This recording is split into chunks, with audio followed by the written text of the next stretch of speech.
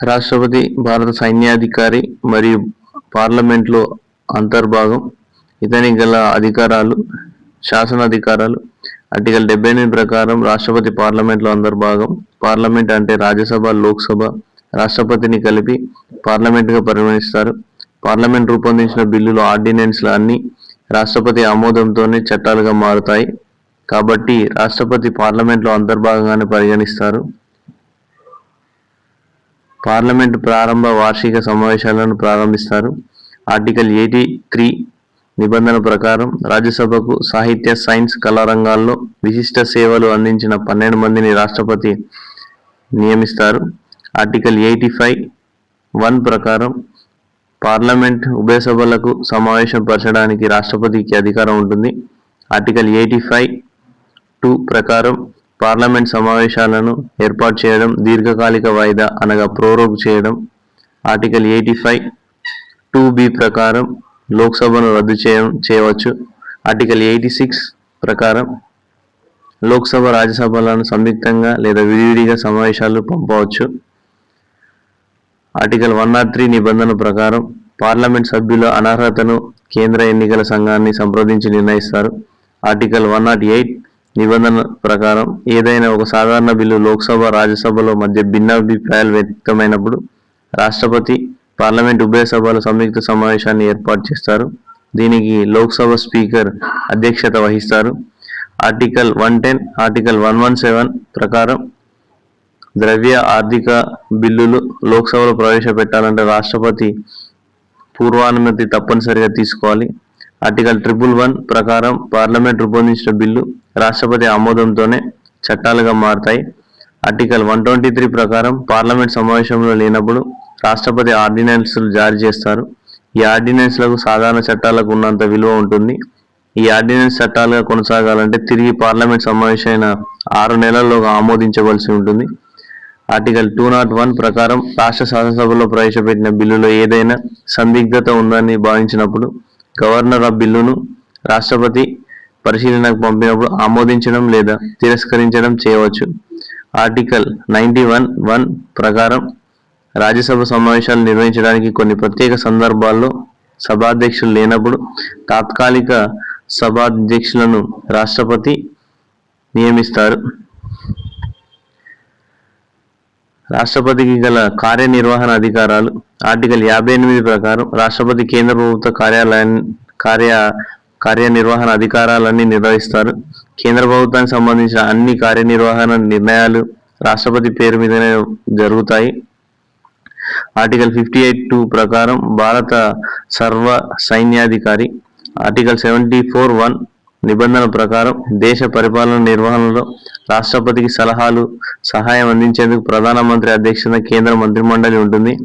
Article 75(1) ప్రకారం ప్రధాన మంత్రి రాష్ట్రపతిని నియమిస్తారు. ప్రధానమంత్రి సలహాలకు అనుసరించి రాష్ట్రపతి మంత్రిమండలిని నియమిస్తారు. ఆర్టికల్ 76(1) ప్రకారం కేంద్ర ప్రభుత్వ ప్రధాన న్యాయమూర్తి సలహాదారుడు, న్యాయవాది అయిన అటార్నీ జనరల్ని రాష్ట్రపతి నియమిస్తారు. ఆర్టికల్ 77 నిబంధన ప్రకారం కేంద్ర కార్యనిర్వహణ అధికారాలన్నీ రాష్ట్రపతి పేరు మీదనే జరగాలి. ఆర్టికల్ 78 ప్రకారం కేంద్ర మంత్రిమండలి అన్ని నిర్ణయాలను ప్రధానమంత్రి రాష్ట్రపతికి తెలియజేయాలి. ఆర్టికల్ 124 నిబంధన ప్రకారం సుప్రీంకోర్టు ప్రధాన న్యాయమూర్తి, ఇతర న్యాయమూర్తులను రాష్ట్రపతి నియమిస్తారు. ఆర్టికల్ 148 ప్రకారం కేంద్ర, రాష్ట్ర ప్రభుత్వాల ఖర్చులను, ఖాతాలను తనిఖీ చేసి కాగ్ను నియమిస్తారు. ఆర్టికల్ 155 రాష్ట్రాల గవర్నర్లను నియమిస్తారు. ఆర్టికల్ 217 హైకోర్టు ప్రధాన న్యాయమూర్తి మరియు ఇతర న్యాయమూర్తులను నియమిస్తారు. ఆర్టికల్ 239 కేంద్ర పాలిత ప్రాంతాలు లెఫ్టినెంట్ గవర్నర్లను నియమిస్తారు. ఆర్టికల్ 262 నిబంధన ప్రకారం కేంద్ర జనవనరుల సంఘాన్ని నియమిస్తారు. ఆర్టికల్ 280 ఆర్థిక సంఘం సభ్యులను నియమిస్తారు. Article 216 union public service commission సభ్యులను, అధ్యక్షులను నియమిస్తారు. ఆర్టికల్ 224(2) ప్రకారం కేంద్ర ఎన్నికల చైర్మన్, ఇతర సభ్యులను నియమిస్తారు. ఆర్టికల్ 238 జాతీయ ఎస్సీ/ఎస్టీ కమిషన్ సభ్యులను నియమిస్తారు. ఆర్టికల్ 338(a) జాతీయ ఎస్సీ/ఎస్టీ కమిషన్ సభ్యులను నియమిస్తారు. ఆర్టికల్ 338(b) జాతీయ ఓబీసీ కమిషన్ చైర్మన్ సభ్యులను నియమిస్తారు.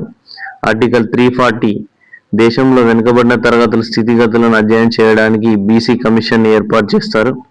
ఆర్టికల్ 344 కేంద్ర అధికార భాషా సంఘం చైర్మన్ ను నియమిస్తారు. ఇదే కాకుండా వివిధ రకాలైన కమిషన్ చైర్మన్లను సభ్యులను రాష్ట్రపతి నియమిస్తారు.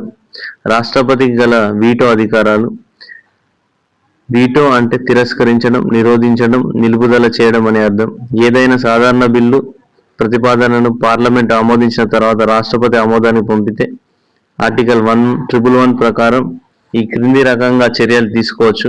బిల్లును ఆమోదించవచ్చు, బిల్లుపై ఆమోదాన్ని నిరాకరించవచ్చు, బిల్లును పునఃపరిశీలనకై పంపవచ్చు, బిల్లును మౌనం వహించవచ్చు. కేంద్ర మంత్రిమండలి లేదా పార్లమెంట్ ఆమోదించి పంపిన బిల్లులు విషయంలో రాష్ట్రపతి 3 రకాల వీటో అధికారాలను కలిగి ఉంటాయి. Absolute veto, suspensive veto, pocket veto.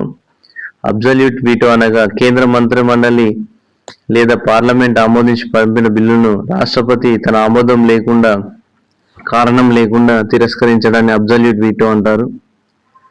Absolute veto parliament మంత్రిమండలిని రద్దు చేయవచ్చు. అంటే ఆ బిల్లు సవరణలు లేదా మార్పులు లేకుండా రెండోసారి ఆమోదించి పంపితే రాష్ట్రపతి తప్పనిసరిగా ఆ బిల్లును ఆమోదించాలి. సస్పెన్సివ్ వీటో పార్లమెంట్ లేదా కేంద్ర మంత్రిమండలి బిల్లుకు రాష్ట్రపతి తన ఆమోదం తెలపకుండా అనేక సవరణలు, సలహాలు, సూచనలు చేస్తూ పునఃపరిశీలనకి వెనక్కి పంపడమే suspensive veto. Pocket veto parliament లేదా కేంద్ర మంత్రిమండలి బిల్లులు విషయంలో రాష్ట్రపతి తన ఆమోదాన్ని తెలపకుండా లేదా తిరస్కరించకుండా అంటే ఎలాంటి నిర్ణయం తీసుకోకుండా బిల్లును తన వద్దే అట్టిపెట్టుకోవడాన్ని పాకెట్ వీటోగా పరిగణిస్తారు.